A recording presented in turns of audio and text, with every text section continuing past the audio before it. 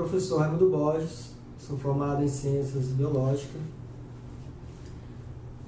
Estarei aqui com vocês, contribuindo com a disciplina de laboratórios.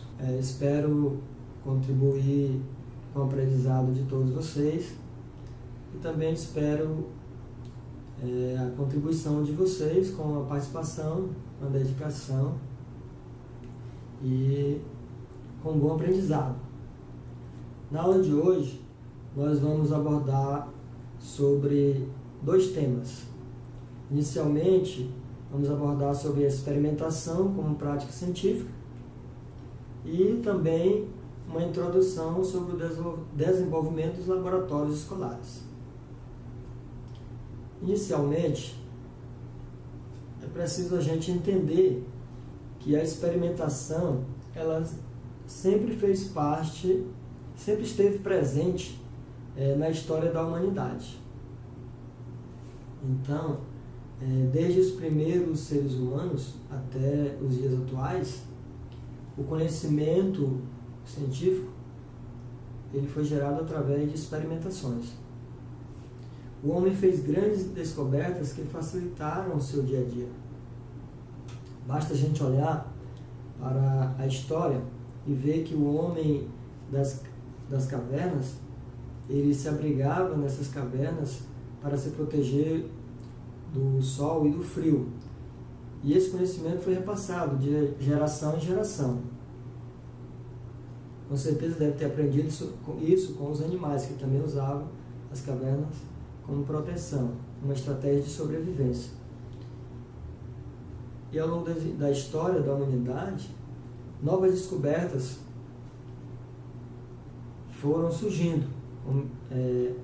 Por exemplo, o homem do Neolítico e do Paleolítico, eles usaram a pedra polida, pedra lascada, para desenvolver objetos cortantes. Isso facilitou muito a sua vida. Também a descoberta do fogo revolucionou o pensamento humano. E outras invenções, como por exemplo a roda, que foi uma grande invenção que até os dias atuais tem contribuído muito para o desenvolvimento do conhecimento científico. Então o conhecimento humano ele tem evoluído através das conquistas realizadas e essas conquistas elas possibilitam ampliação futuras.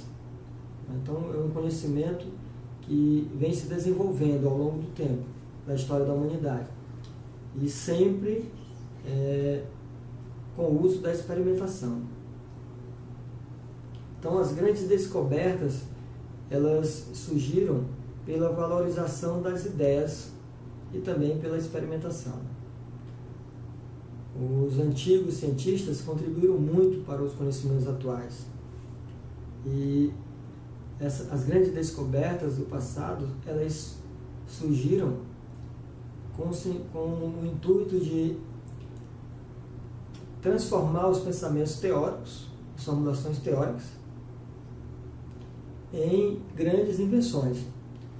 Nós podemos citar, como por exemplo, grandes cientistas do passado, como Arquimedes, Isaac Newton e Leonardo da Vinci. No caso, Arquimedes contribuiu muito para o conhecimento da física, assim como também Isaac Newton. Arquimedes propôs a lei da hidrostática, onde ele estudou o comportamento dos corpos na água. Isaac Newton contribuiu com as leis do movimento. Através do conhecimento de Isaac Newton é possível calcular a velocidade, a força, o peso, a aceleração.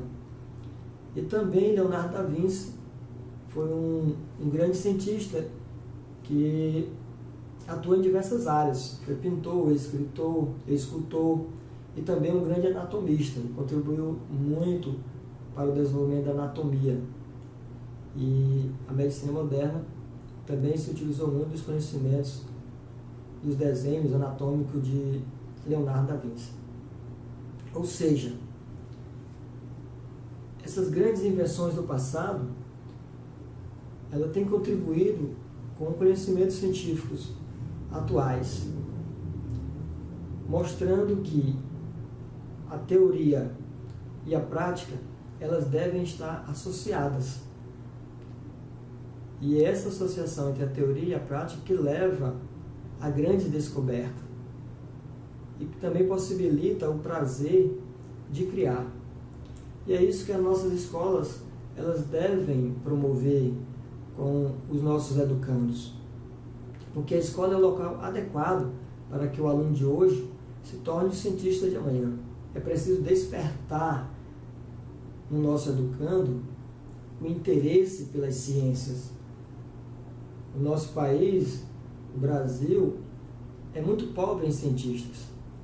Se você for comparar os países mais desenvolvidos, tem muitos cientistas. E nosso país tem poucos cientistas. Isso se deve muito também porque as nossas escolas elas não trabalham, não despertam nos nossos educandos o interesse pela ciência.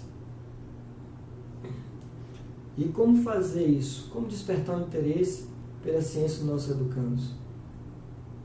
A melhor forma é a experimentação, é fazer com que os nossos educandos entrem em contato com a experimentação, é associando a teoria à prática.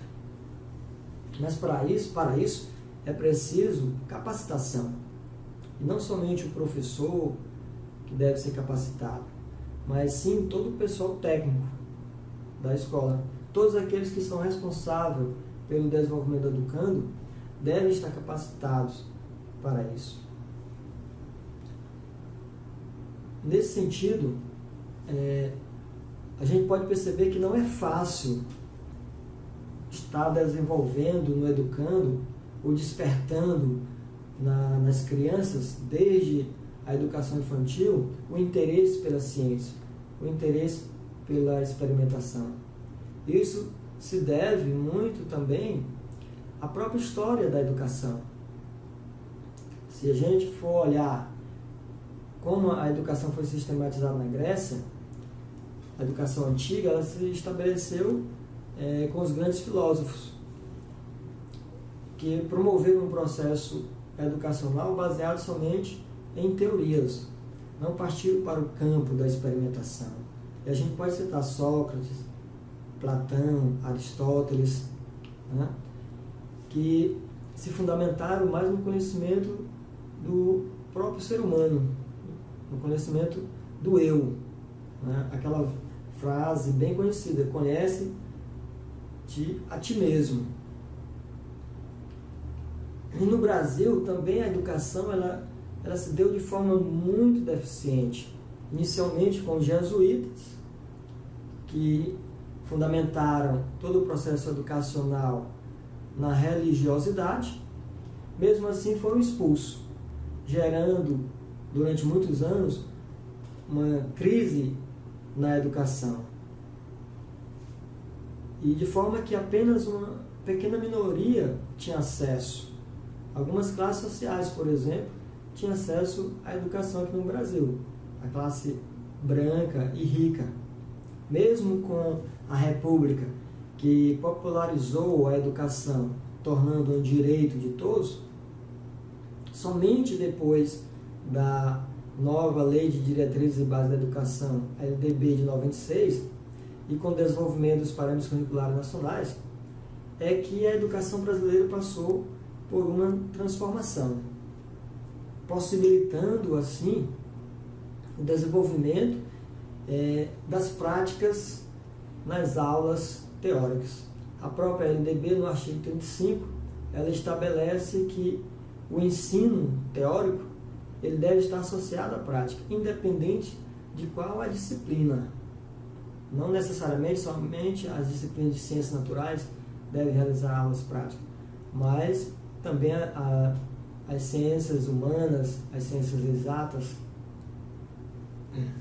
E nesse desenvolvimento de uma educação mais associada à prática, despertando o interesse do aluno pela experimentação, pelas descobertas, despertando o interesse de criar, nós temos uma ferramenta muito importante, que tem um papel fundamental nesse processo de ensino-aprendizagem, que é utilizado para unir a prática à teoria, fazer esse elo entre o abstrato das ideias e o concreto.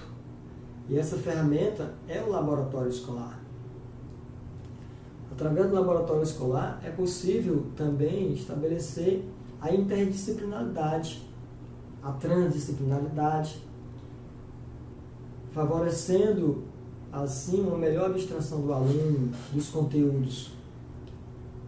Assim, utilizando o laboratório escolares, é possível a gente produzir educandos com mais capacidade de sucesso e despertar esse interesse pela ciência, pela experimentação e tornar as aulas mais agradáveis. Desta forma, nós temos nas nossas escolas, podemos desenvolver 3 tipos de laboratórios.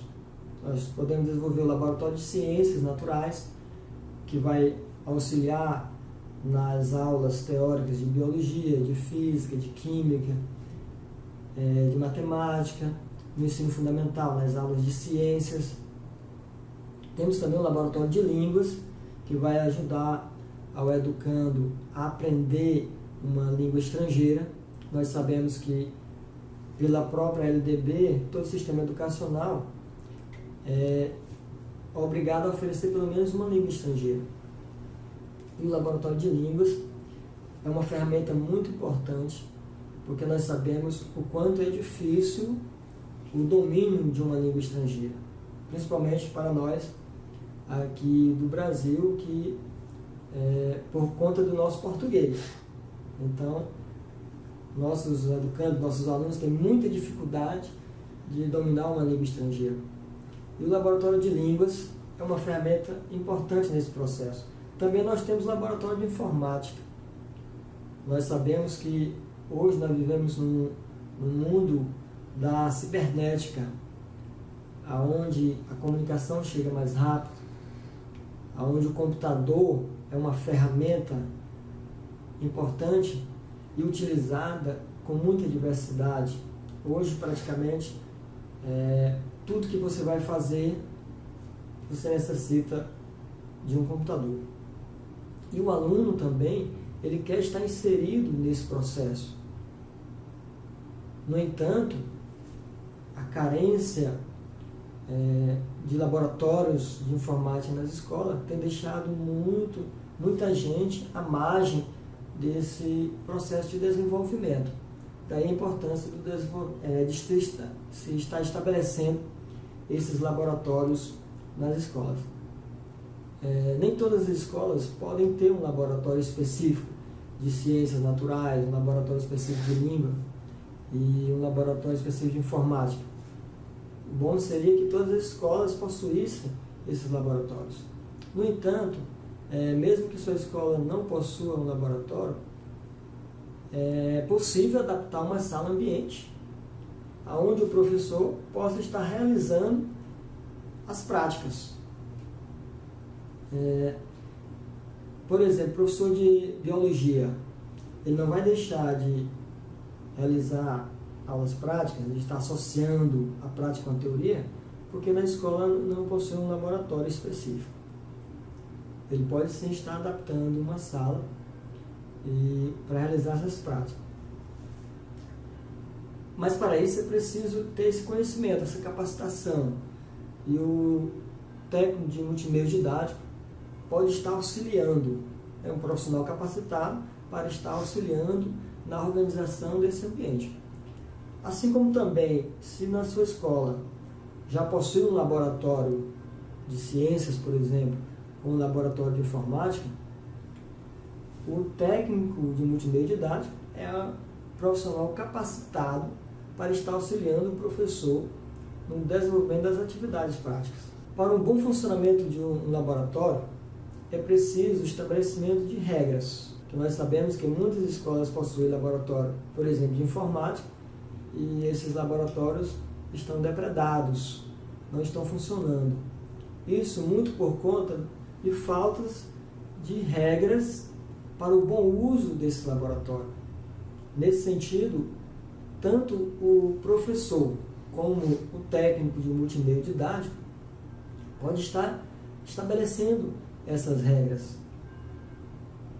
de funcionamento do laboratório para evitar justamente a depredação desses laboratórios.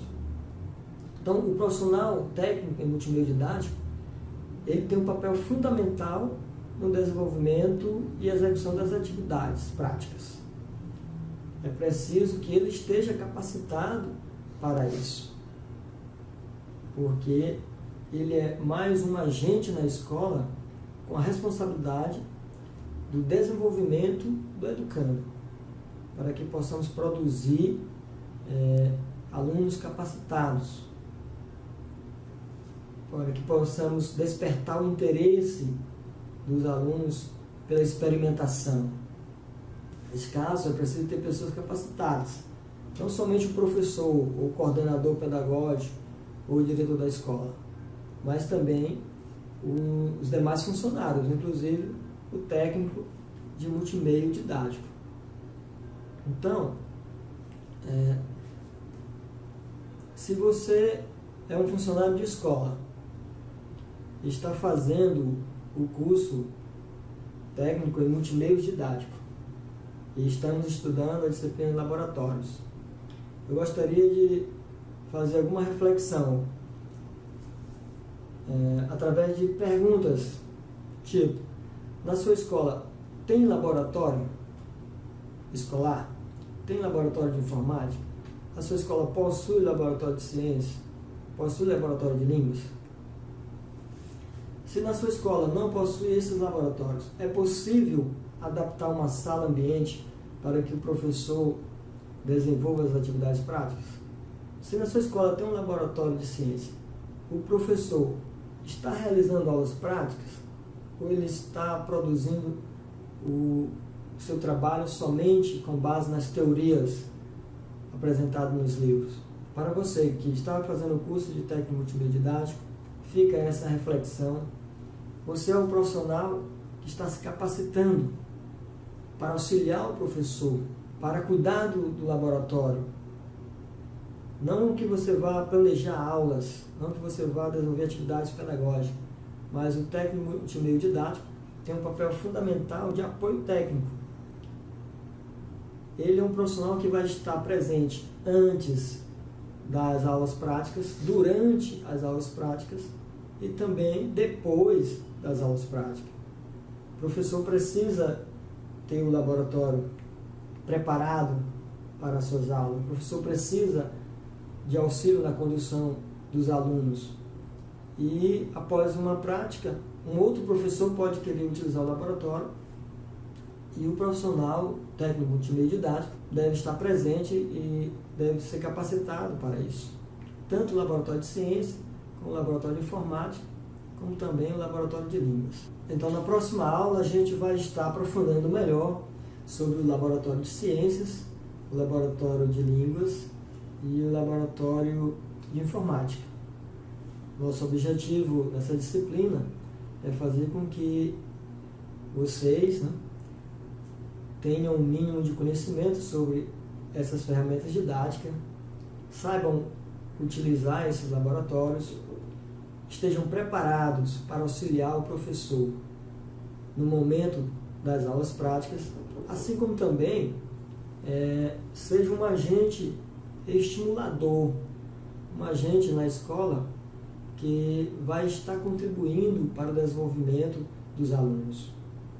Não somente ser um mero técnico, mas estar inserido nas questões pedagógicas, nas questões de ensino-aprendizagem, dando a sua contribuição de acordo com a sua capacitação. Gostaria de deixar aqui essa mensagem para vocês. É uma frase de Sócrates, onde ele diz que existe apenas um bem, o saber, e apenas o mal, a ignorância. Então a gente se vê na próxima aula e até lá.